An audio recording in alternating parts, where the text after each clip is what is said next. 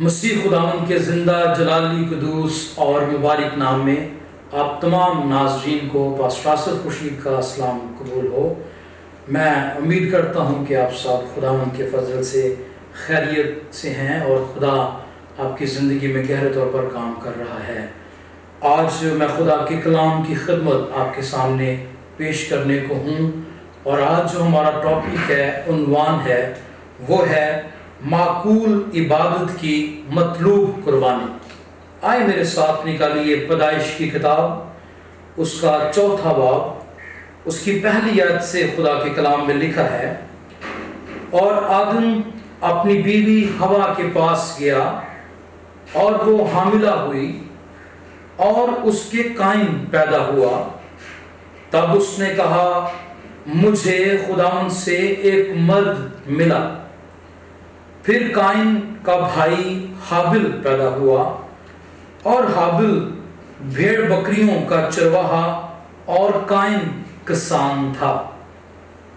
چند روز کے بعد یوں ہوا کہ قائن اپنے کھیت کے پھل کا ہدیہ خداوند کے واسطے لایا، اور حابل بھی اپنی بھیڑ بکریوں کے کچھ پہلوٹے بچوں کا اور کچھ ان کی چربی کا ہدیہ لایا۔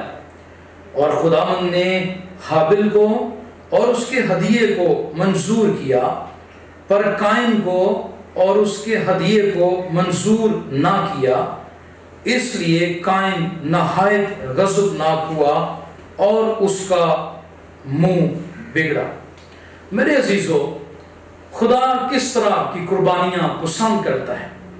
خدا کس طرح کی قربانیوں کا متلاشی ہے؟ خدا کس طرح کی قربانیوں کی ڈیمانڈ کرتا ہے؟ یہاں دو کریکٹر ہمارے سامنے ہیں، دو بھائی ہمارے سامنے ہیں۔ ایک کا ہدیہ قبول ہو گیا اور دوسرے کا ہدیہ جو ہے وہ قبول نہ ہوا۔ وجہ کیا تھی؟ آئے میرے ساتھ دیکھیے عبرانیوں کا خط، اس کا 11واں باب اور اس کی 4 آیت میں لکھا ہے، ایمان ہی سے حابل نے قائن سے افضل قربانی خدا کے لیے گزرانی، اور اسی کے سبب سے اس کے راست باز ہونے کی گواہی دی گئی، کیونکہ خدا نے اس کی نظروں کی بابت گواہی دی، اور اگرچہ وہ مر گیا تو بھی اسی کے وسیلہ سے اب تک کلام کرتا ہے۔ میرے عزیزوں، God is testifying of his gifts. What a wonderful thing! خدا حابل کے اس ہدیے کی گواہی دیتا ہے۔ میں آپ کو بتانا چاہتا ہوں کہ کون کون سی باتیں حابل کی قربانی کے اندر شامل تھیں، جس کی بابت لکھا ہے کہ خدا نے اس کی گواہی دی ہے۔ خدا نے اس کی نظروں کی، اس کی عبادت کی، اس کی ورشپ کی، اس کے انداز کی گواہی دی ہے۔ نمبر 1، حابل کی قربانی کے اندر ایمان تھا۔ ہیلیلویا! بغیر ایمان کے اسے پسند آنا ناممکن ہے۔ حابل جانتا تھا کہ اس سے پہلے کہ میری قربانی قبول ہو، اگر میں خدا کو پسند آ گیا، اگر میں خدا کو قبول آ گیا، تو میری قربانی آٹومیٹکلی خدا کو پسند آ جائے گی۔ آج ہم بہت دفعہ ہدیوں سے خدا کو خوش کرنا چاہتے ہیں، نظروں سے خدا کو خوش کرنا چاہتے ہیں، اپنے اچھے اعمال سے، نیکیوں سے، فلاحی کام کر کے خدا کو خوش کرنا چاہتے ہیں، لیکن حابل نے ایمان کے ساتھ جو قربانی گزرانی ہے اس سے خدا کو خوش کیا ہے۔ اس آیت کے مطابق حابل کی قربانی کو خدا نے کیوں پسند کیا؟ 3 وجوہات تھیں۔ نمبر 1، ایمان سے حابل نے خدا کے لیے قربانی گزرانی۔ نمبر 2، وہ قربانی قائن سے افضل قربانی تھی۔ وہ اس مائنڈ سیٹ سے آیا تھا کہ میں خدا کی حضوری میں اپنے بھیڑ بکریوں کو لے کر آ رہا ہوں تو میرا خدا مجھ سے خوش ہو، میرا خدا اس میں انٹرسٹ لے۔ اور بے حد ضروری ہے کہ ہماری عبادتوں میں، ہماری پرستش میں، ہماری دعاؤں میں، ہماری ریاضتوں میں، ہمارے اچھے کاموں میں خدا انٹرسٹ لے۔ لکھا ہے قائن سے افضل قربانی. اور تیسری بات جو بڑی اہم بات تھی وہ یہ تھی کہ حابل کی قربانی اس نے خدا کے لیے گزرانی ہے، انسانوں کے لیے نہیں، دکھاوے کے لیے نہیں، پروٹوکول کے لیے نہیں. لوگ کہیں گے حابل نے بہت اچھا کام کیا اس لیے نہیں، حابل نے بہت اچھے انداز سے خدا کے لیے قربانی گزرانی ہے اس لیے نہیں، اس لیے کہ خدا خوش ہو، آدمی خوش ہوں یا نہ ہوں. میرے عزیزو، ہم جب اس کی عبادت کریں، جب ہم اس کے حضور میں جھکیں، جب ہم اس کی ستائش کریں، اپنے دل کو اس کی حضوری میں انڈھیلیں، تو ہمارے ذہن میں لوگ نہیں ہونے چاہیے کہ لوگ میری پرستش سے محظوظ ہوں، لوگ مجھے اپریشیٹ کریں، لوگ کہیں آپ نے بہت اچھی پرستش کی ہے، بہت اچھی دعا کی ہے.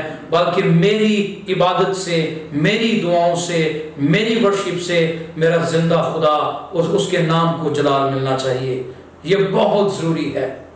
اور یہ حابل کا جو ہے وہ مین پرپس تھا، مین مقصد یہ تھا کہ میری قربانی خدا کے لیے ہو. اور پھر آگے لکھا ہے اسی کے سبب سے اس کے راست باز ہونے کی گواہی دی. خدا نے اس کے راست باز ہونے کی گواہی دی، اور لکھا ہے اس کی نظروں کی بابت گواہی دی ہے خدا نے کہ حابل نے اچھی قربانی گزرانی ہے، اچھی عبادت کی ہے، اچھی ورشپ کی ہے. کیا میری اور آپ کی قربانیوں سے خدا کے نام کو جلال ملتا ہے؟ کیا میں اور آپ جو ہدیے خدا کی حضوری میں لے کر آتے ہیں، کیا خدا ان ہدیوں سے خوش ہوتا ہے؟ کیا جب میں اور آپ اس کی عبادت کرتے، اس کی ورشپ کرتے، میرا اور آپ کا خدا ہم سے خوش ہوتا ہے؟ یہ سوالیہ نشان ہے. قائن کی قربانی اس لیے ریجیکٹ ہو گئی، اس لیے رد کی گئی کیونکہ قائن کی قربانی میں دکھاوا تھا. حابل کی قربانی اس لیے قبول ہو گئی کیونکہ اس میں دکھاوا نہیں تھا، اس میں خدا شامل تھا. میرے عزیزو، میرے ساتھ نکالیے رومیوں کا خط، اس کا 12واں باب. آئے ہم دیکھتے ہیں کہ خدا کس طرح کی قربانی ہماری زندگی سے چاہتا ہے. پہلے ہم نے دیکھا کہ حابل کی قربانی کے اندر کیا کچھ شامل تھا کہ اس کی قربانی قبول ہو گئی، اور قائن کی قربانی کیوں قبول نہ ہوئی. اب ہم دیکھتے ہیں کہ ہماری زندگیوں سے خدا کس طرح کی قربانی کی ڈیمانڈ کرتا ہے. رومیوں کا خط 12واں باب، اس کی پہلی 2 آیات میں آپ کے سامنے تلاوت کروں گا. کلام خدا میں یوں مرقوم ہے، پس اے بھائیو، میں خدا کی رحمتیں یاد دلا کر تم سے التماس کرتا ہوں کہ اپنے بدن ایسی قربانی ہونے کے لیے نظر کرو جو زندہ اور پاک اور خدا کو پسندیدہ ہو، یہی تمہاری معقول عبادت ہے. اور اس جہان کے ہم شکل نہ بنو، بلکہ عقل نئی ہو جانے سے اپنی صورت بدلتے جاؤ، تاکہ خدا کی نیک اور پسندیدہ اور کامل مرضی تجربے سے معلوم کرتے رہو. آمین. خدا کا بندہ پلوس اس حوالے کے اندر، اس پیسج کے اندر روح القدس کی قدرت سے معمور ہو کر لکھتا ہے، کہتا ہے پس اے بھائیو. بھائیو جو لفظ یہاں استعمال ہوا ہے وہ مقدسین کے لیے استعمال ہوا ہے، ایمانداروں کے لیے، راست بازوں کے لیے، جو لوگ یسوع مسیح کے خون سے دھلے ہوئے ہیں، جو پرستار ہیں، جو یسوع مسیح کی محبت سے بھرے ہوئے ہیں، ایمان کی دولت ان کے پاس ہے اور وہ خدا کے نقشے قدم پر چلتے ہیں. ان کے بارے میں خدا کا بندہ پلوس کہتا ہے، پس اے بھائیو، میں خدا کی رحمتیں یاد دلا کر تم سے التماس کرتا ہوں التماس جو لفظ استعمال ہوا ہے اس کا مطلب ہے درخواست کرنا، سماجت کرنا، کسی کی منت کرنا۔ کہتا ہے بھائیو میں خدا کی رحمتیں یاد دلا کر تمہاری منت کرتا ہوں، التماس کرتا ہوں، رحمتیں یاد دلا کر، بغیر وجہ کے نہیں، بغیر کسی سبب کے نہیں۔ میں آرڈر بھی جاری نہیں کر رہا، میں حکم بھی نہیں دے رہا، میں التماس کر رہا ہوں، میں ریکویسٹ کر رہا ہوں، منت و سماجت کر رہا ہوں، اس لیے نہیں کہ کوئی وجہ نہیں ہے، وجہ یہ ہے کہ خدا کی رحمتیں یاد دلا کر۔ میرے عزیزوں، ہم میں سے کوئی بھی ایسا شخص نہیں ہے جس کے اوپر خدا کی رحمتیں نہ نازل ہوئی ہوں۔ ہم میں سے کوئی بھی بغیر خدا کی رحمتوں کے اس دنیا میں نہیں ہے۔ ہماری پیدائش خدا کی قدرت کے سبب سے ہوئی۔ پیدائش سے لے کر ہم زندگی کے کسی بھی حصہ میں کیوں نہیں ہے، ہماری عمر کتنی بھی کیوں نہیں ہے، آج تک خدا کی رحمتیں، خدا کی برکتیں، خدا کی حضوری ہمارے اوپر رہی ہے۔ ہم خدا کی رحمتوں کو گن نہیں سکتے، وہ ان گنت ہیں، وہ بے شمار ہیں، وہ لا محدود ہیں۔ اس لیے خدا کا بندہ پولس کہتا ہے کہ میں ان کرموں کو، ان رحمتوں کو، ان فضل کی بارشوں کو یاد دلا کر تم سے التماس کرتا ہوں۔ سب سے بڑی رحمت جو اس کی ہم پر ہوئی کہ ہم گناہ گار تھے، ہماری کوئی وقت نہ تھی، گناہ کے سبب سے ہم خدا سے دور چلے گئے، خدا کی حضوری سے نکال دیے گئے۔ گناہ نے ہمارا روحانی طور پر ہم خدا سے علیحدہ ہو گئے، سپریشن ہو گئی۔ گناہوں کی دلدل میں ہم پس رہے تھے، روحانی موت کا شکار ہو چکے تھے، لیکن کلام میں لکھا ہے کہ خداوند یسوع کی بخشش ہم پر ہوئی، خدا کا رحم ہمارے اوپر ہوا، اور کلام یہ کہتا ہے کہ جب ہم گناہ ہی میں تھے تو مسیح ہماری خاطر ہوا۔ ہیلیلویا! یہ سب سے بڑی اس کی رحمت ہے، یہ سب سے بڑا اس کا کرم ہے کہ اس نے ہمیں گناہوں کی دلدل سے، ابلیس کی بادشاہی سے اور ہماری گناہ بری سرشت سے نکال کر ہمیں خدا کی بادشاہی میں پہنچا دیا ہے۔ یہ خدا کی بہت بڑی رحمت ہے۔ اس لیے خدا کا بندہ کہتا ہے خدا کی رحمتیں یاد دلا کر التماس کرتا ہوں۔ کون سی التماس کرتا ہوں؟ کہ اپنے بدن ایسی قربانی ہونے کے لیے نظر کرو جو زندہ۔ میرے عزیزوں، ابھی ہم نے حابل کی قربانی کی طرف نگاہ کی اور اس پر غور کیا۔ وہ جانوروں کی قربانی تھی، وہ بھیڑ بکریوں کی قربانی تھی، وہ پرانے عہد نامہ کی قربانی تھی، اور وہ اگر قبول ہو سکتی ہے تو نئے عہد نامہ کی قربانی میں فرق یہ ہے کہ خدا زندہ قربانی کی ڈیمانڈ کرتا ہے۔ پرانے عہد نامہ میں جو قربانیاں گزرانی جاتی تھیں اس میں جانور کو قربان کیا جاتا تھا، جانور قربان ہوتا تھا تاکہ گناہوں کا کفارہ ہو سکے۔ لیکن نئے عہد نامہ میں خدا ایسی قربانی کی ڈیمانڈ کرتا ہے جو زندہ ہے۔ زندہ قربانی کون سی ہے؟ کلام کے مطابق رومیو 3 باب اس کی 23ویں آیت میں لکھا ہے کہ سب نے گناہ کیا اور خدا کے جلال سے محروم ہیں۔ لیکن اس گناہ کے سبب سے جب ہم مردہ حالت میں تھے، جب ہم گنہگار تھے، خدا سے دور تھے، تو ہم گویا اس طرح کی زندگی بسر کر رہے تھے کہ ہمارا کوئی وجود نہ ہو، روحانی مردہ ہم پڑے ہوئے تھے۔ یسوع مسیح کے کفارے پر، اس کی صلیب پر، اس کے لہو پر، اس کی قربانی پر ایمان لانے کے سبب سے ہمارے اندر زندگی آ گئی۔ پرانا ناقص پن جاتا رہا، گناہ جاتا رہا، موت جاتی رہی، اور زندگی ہمارے اندر آ گئی۔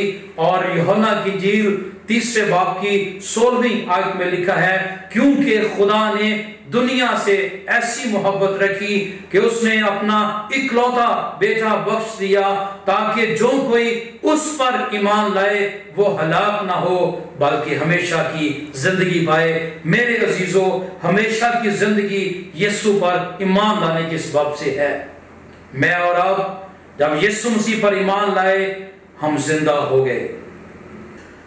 خدا ایسی قربانی کی ڈیمانڈ کرتا ہے جو پاک ہو۔ میرے عزیزو، گناہ گار انسان خدا کو خوش نہیں کر سکتا۔ کلام میں لکھا ہے کہ گناہ گار کی دعا بھی گناہ گنی جاتی ہے۔ پاکیزگی، راست بازی کا ہونا زندگی میں ایک معقول عبادت کے لیے بے حد ضروری ہے۔ اور خدا نے کلام کے اندر لکھوایا، جب فقیہ اور فریسی جو دکھاوے کی عبادت کرتے تھے، دکھاوے کی پرستش کرتے تھے، تو خدا نے کہا یہ امت ہونٹوں سے تو میری تعظیم کرتی ہے لیکن ان کے دل مجھ سے دور ہیں۔ یہ فرضی دعائیں کرتے ہیں، یہ دکھاوے کی عبادت کرتے ہیں، ان کا دل میری عبادت کی طرف نہیں ہے، یہ صرف لفظی طور پر میری عبادت کرتے ہیں۔ بغیر پاکیزگی کے ہم زندہ خدا کی عبادت نہیں کر سکتے، کیونکہ وہ پاک ہے، کیونکہ وہ راست ہے۔ اور کلام میں لکھا ہے خدا اپنے لیے ایسے پرستار ڈھونڈتا ہے جو روح اور سچائی سے اس کی پرستش کریں، صرف الفاظ سے نہیں، صرف اچھے گیتوں سے نہیں، بلکہ روح میں ہو کر پورے دل سے، پوری جان سے، پوری طاقت سے، پوری عقل سے جب ہم خدا کے حضور میں پاکیزہ ہو کر، پاک ہو کر، پوری اپنی توجہ کے ساتھ خدا کی حضوری میں آتے ہیں تو خدا ہماری عبادت کو قبول کرتا ہے۔ ہماری عبادت میں، ہماری زندگی کے اندر پاکیزگی کا ہونا بہت ضروری ہے۔ اور اس کے علاوہ لکھا ہے تیسری بات جس کی ڈیمانڈ ہمارا خدا کرتا ہے کہ کس طرح کی عبادت ہونی چاہیے، وہ ہے اور خدا کو پسندیدہ ہو۔ پسندیدہ، کلام میں لکھا ہے کہ یسوع مسیح اپنے آسمانی باپ کا فرمانبردار رہا، اور یسوع مسیح نے بارہا فرمایا کہ میں وہ کچھ کرتا ہوں جو باپ کو کرتے دیکھتا ہوں۔ ایسی عبادت جس میں فرمانبرداری ہو، ایسی عبادت جس میں تابعداری ہو، obedience, faithfulness، ایسی پرستش، ایسی عبادت خدا کو پسند آ جاتی ہے۔ بہت دفعہ لوگ خدا سے دور رہ کر اس کی عبادت کرنا چاہتے ہیں، بیٹھے چرچ میں ہوتے ہیں، بیٹھے عبادت کے لیے ہوتے ہیں، لیکن مینٹلی، ذہنی طور پر وہ کہیں اور پہنچے ہوتے ہیں۔ خدا اس طرح کی عبادت کو پسند نہیں کرتا۔ میرے عزیزو، خدا کی عبادت کے لیے اپنے بدن ایسی قربانی ہونے کے لیے، نذر کرنے کے لیے زندہ قربانی کا ہونا بہت ضروری ہے، جو کہ ہم گناہوں سے معافی کو حاصل کر کے جب ہم روحانی طور پر زندہ ہوتے ہیں خدا پسند کرتا ہے۔ پاک ہونا بڑا ضروری ہے، گناہوں سے چھٹکارا حاصل کر کے اپنی زندگی کو پاک کر کے خدا کے حضور میں آنا۔ اور تیسرے نمبر پر خدا کو پسندیدہ ہونا، یہ بہت ضروری ہے۔ ابھی ہم نے دیکھا کہ ایسی قربانی گزرانی گئی ہے جو ایمان پر مبنی ہے، اور کلام میں لکھا ہے کہ بغیر ایمان کے اسے پسند آنا ناممکن ہے، امپاسبل ہے کہ ایمان کے بغیر آپ عبادت کریں۔ جب تک آپ کا ایمان یسوع مسیح پر نہیں ہوگا، جب تک آپ اس کے قیمتی لہو سے دھلے ہوئے نہیں ہوں گے، جب تک آپ اقرار نہیں کریں گے، جب تک آپ پاک نہیں ہوں گے، خدا کی حضوری کو اپنی زندگی میں نہیں آنے دیں گے، تب تک آپ خدا کو پسندیدہ نہیں آئیں گے، اور عبادتیں، ریاضتیں بھی خدا پسند نہیں کرے گا۔ لکھا ہے یہی تمہاری معقول عبادت ہے۔ میرے عزیزوں، جب خدا کا بندہ پلوس یہ بات کرتا ہے کہ میں خدا کی رحمتیں یاد دلا کر التماس کرتا ہوں، تو اس کی مثال ہم اس طرح سے لے سکتے ہیں کہ ایک وکیل ہے، ایک لائر ہے، اور ایک لائر کا کام یہ ہوتا ہے کہ اپنے کلائنٹ کو جج کے سامنے پیش کرے، اور وہ جو وکیل ہوتا ہے وہ جج کے سامنے اس لیے پیش ہوتا ہے تاکہ اپنے کلائنٹ کو جو ہے وہ اس کو پیش جب کرے تو اس کی جگہ پہ وہ خود بولے اور کہے کہ جج صاحب یہ مقدمہ میں آپ کے سامنے پیش کرتا ہوں، اور میں اس شخص کے لیے حاضر ہوا ہوں کہ جو کچھ بھی اس کے خلاف بات ہو رہی ہے، اس کے پروف، اس کے ثبوت، اس کے دلائل موجود ہیں، آپ اس کی اسٹڈی کریں اور اس کے بعد جو ہے وہ کیس جو ہے وہ عدالت میں دونوں پارٹیوں کے سامنے پیش کرے۔ اور وہ وکیل جو ثبوت پیش کرتا ہے، جو شواہد جو ہے وہ پیش کرتا ہے، وہ اس بات کی علامت ہوتی ہے کہ اس کے اوپر بات چیت کی جائے تاکہ وہ شخص بری ہو جائے، وہ آزاد ہو جائے۔ اسی لیے خدا کا بندہ پلوس کہتا ہے رحمتیں یاد دلا کر، خدا کی رحمتیں، میں ود پروف، میں ثبوت کے ساتھ، میں ان ساری چیزوں کو جو خدا نے آپ کی زندگی میں کی ہیں ان کو یاد دلا کر میں التماس کرتا ہوں اپنے بدن ایسی قربانی ہونے کے لیے نذر کرو جو زندہ، پاک اور خدا کو پسندیدہ ہو، یہی تمہاری معقول عبادت ہے۔ دوسری آیت میں لکھا ہے اور اس جہان کے ہم شکل نہ بنو بلکہ عقل نئی ہو جانے سے اپنی صورت بدلتے جاؤ تاکہ خدا کی نیک اور پسندیدہ اور کامل مرضی تجربے سے معلوم کرتے رہو۔ اس جہان کے ہم شکل نہ بنو، کیونکہ تم خدا کی عبادت کے لیے مخصوص لوگ ہو، تم ایماندار لوگ ہو، تم پر خدا کی رحمت ہوئی ہے، تم پر خدا کا فضل ہوا ہے، تم یسوع مسیح کے خون سے خریدے گئے لوگ ہو، تم عام نہیں ہو، تم شاہی کانوں کا فرقہ، مقدس قوم ہو، اور خدا نے تمہیں ابلیس کی یا تاریکی کی یا گناہوں کی بادشاہی سے نکال کر خدا کی بادشاہی میں پہنچا دیا ہے۔ خدا کے خاندان کے ممبر ہو، خدا تم سے پیار کرتا ہے، اب تم خدا کے بیٹے اور بیٹیاں ہو۔ یوحنا کی انجیل پہلے باب کی 12ویں آیت میں لکھا ہے جتنوں نے اسے قبول کیا اس نے انہیں خدا کے فرزند بننے کا حق بخشا۔ تمہارے پاس لیگل اتھارٹی ہے کہ تم آسمانی باپ کے بیٹے اور بیٹیاں ہو، اور جب تم خدا کے بیٹے اور بیٹیاں بن چکے ہو تو تم نے اس جہان کے ہم شکل نہیں بننا۔ یہ دنیا اور اس کے کام ختم ہونے کو ہیں، یہ دنیا ابلیس کے ہاتھوں میں ہے، یہ ایک دن تباہ ہو جائے گی، یہ ختم ہو جائے گی۔ تمہاری پہچان اس دنیا سے نہیں ہے، تمہاری شناخت اس دنیا سے نہیں ہے، تمہاری شناخت یسوع مسیح کے بیش قیمت لہو کے سبب سے ہے، اس لیے تم نے اس جہان کے ہم شکل نہیں بننا۔ You are chosen people، تم چنے گئے لوگ ہو، تمہیں خدا نے الگ کر رکھا ہے، تم خدا کے لیے الگ ہو گئے ہو، تم اس دنیا کے نہیں ہو، تم خدا کی ورشپ کے لیے، اس کی عبادت کے لیے الگ ہو چکے ہو، اس لیے اس جہان کے ہم شکل نہیں بننا۔ رہنا اس دنیا میں ہے لیکن دنیا جیسے کام نہیں کرنے، رہنا اس دنیا میں ہے لیکن اس دنیا کو یسوع مسیح کے نام سے جیتنا ہے۔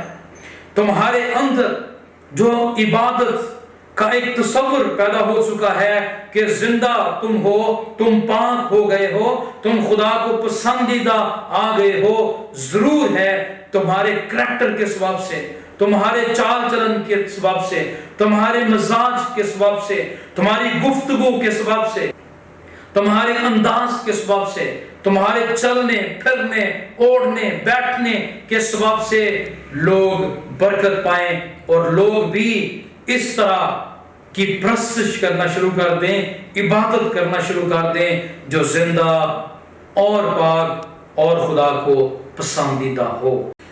آگے لکھا ہے بلکہ عقل نہیں ہو جانے سے اپنی صورت بدلتے جاؤ۔ عقل نہیں ہو جانے کا مطلب ہے، سوچ کا نیا ہو جانے کا مطلب ہے کہ گناہ کی فطرت سے آزاد ہو جانا۔ جب ہم نے یسوع کو قبول کیا، جو ہمارا ذہن تھا، ہماری سوچ تھی، وہ گندی سوچ تھی۔ ہم برا سوچتے تھے، ہم برائی سوچتے تھے، ہم گناہ کرنے کے بارے میں سوچتے تھے۔ ہماری عقل جو تھی وہ گھٹیا اور گھنونے کام کرنے کی طرف جاتی تھی۔ لیکن جب عقل نہیں ہو گئی ہے تو کلام کہتا ہے اپنی صورت بدلتے جاؤ۔ صورت کا مطلب ہے ٹرانسفارمیشن زندگی کے اندر ہو، اپنے کردار کو بدلتے جاؤ، اپنے انداز کو بدلتے جاؤ، اپنے کریکٹر کو، اپنے ایٹیٹیوڈ کو، اپنے ٹیمپر کو، اپنے مزاج کو۔ مسیحی زندگی ٹرانسفارمیشن کا نام ہے۔ اگر کوئی شخص یسوع کو قبول تو کر لیتا ہے، بپتسمہ بھی لے لیتا ہے، روح القدس سے معمور بھی ہو جاتا ہے، کلیسیا کا رکن بھی بن جاتا ہے، پرستش کرنا بھی شروع کر دیتا ہے، لیکن اگر زندگی میں گناہ ہے، بدی ہے، بدکرداری ہے اور ٹرانسفارمیشن نہیں ہے، بدلاؤ نہیں ہے، تبدیلی نہیں ہے، تو اس عبادت کا کوئی فائدہ نہیں ہے۔ ہم نہیں کہہ سکتے کہ یہ شخص بدلا ہوا ہے، ہم نہیں کہہ سکتے کہ یہ شخص یسوع مسیح کی صلیب کا اس کو مکاشفہ ملا ہوا ہے۔ وہ لوگ جو حقیقی معنوں میں حقیقی طور پر یسوع مسیح کے خون سے دھل جاتے ہیں، ان کے اندر ٹرانسفارمیشن ہونا شروع ہو جاتی ہے، تبدیلی آنا شروع ہو جاتی ہے۔ پہلے جو گھنونے کام وہ کرتے تھے، پہلے جو وہ گندے کام کرتے تھے، اب جب یسوع مسیح کو پہن لیا ہے تو وہ پہلے جیسی زندگی بسر نہیں کرتے، بلکہ وہ پاک، زندہ اور خدا کو پسندیدہ جو کام ہیں ان کو کرتے ہیں۔ آگے لکھا ہے تاکہ خدا کی نیک اور پسندیدہ اور کامل مرضی تجربے سے معلوم کرتے رہو۔ میرے عزیزو، یہ جو جملہ یہاں استعمال یا الفاظ یہاں استعمال ہوئے ہیں، صورت بدلتے جاؤ، یہ کنٹینیوس ٹینس استعمال ہوا ہے، یہ ایک وقت کا کام نہیں ہے۔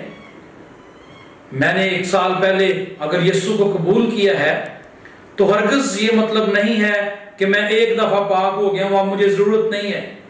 ٹرانسفارمیشن یہ کنٹینیوس عمل ہے۔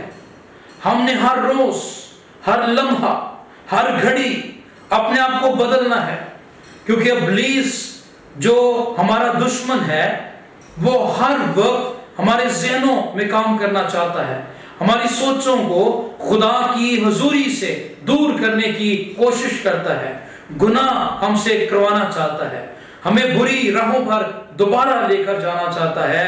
اس لیے یہ کنٹینیوس ایک عمل ہے جو ہم نے کرتے رہنا ہے۔ ہم نے خدا کے حضور آتے رہنا ہے، اس کے حضور اپنی خطاؤں کا اقرار کرتے رہنا ہے، اس کی مدد مانگتے رہنا ہے، اور یہ ہم اپنی کوششوں سے نہیں کر سکتے، یہ خدا کا روح ہماری مدد کرتا ہے کہ ہم بدلتے جائیں، ہم روح سے معمور ہو کر خدا کی حضوری میں اپنے آپ کو تبدیل کرتے جائیں۔ کیوں ہم نے اس جہاں کے ہم شکل نہیں بننا؟ کیوں ہم نے اپنی عقل کو نیا بنانا ہے، اپنی صورت کو بدلتے رہنا ہے؟ تاکہ خدا کی نیک، پسندیدہ اور کامل مرضی کو تجربے سے معلوم ہم نے کرنا ہے۔ جب تک ہم اپنے آپ کو تبدیل نہیں کریں گے، جب تک ہماری سوچ تبدیل نہیں ہوگی، جب تک ہم جو اپنی صورت کو اپنی شخصیت کو، کریکٹر کو، انداز کو نہیں بدلیں گے، کبھی بھی ہم خدا کی نیک اور پسندیدہ اور کامل مرضی کو معلوم نہیں کر سکیں گے۔ میرے عزیزو، آخر میں آپ کو بتانا چاہتا ہوں کہ یسوع مسیح کا خون ہمیں تمام گناہوں سے پاک کرتا ہے۔ اگر آپ نے ابھی تک یسوع مسیح کو قبول نہیں کیا، اس کو اپنا نجات دہندہ، بادشاہوں کا بادشاہ، زندگی کا مالک نہیں جانا، تو اس کا مطلب یہ ہے کہ آپ اس کی عبادت کے لائق نہیں ہیں۔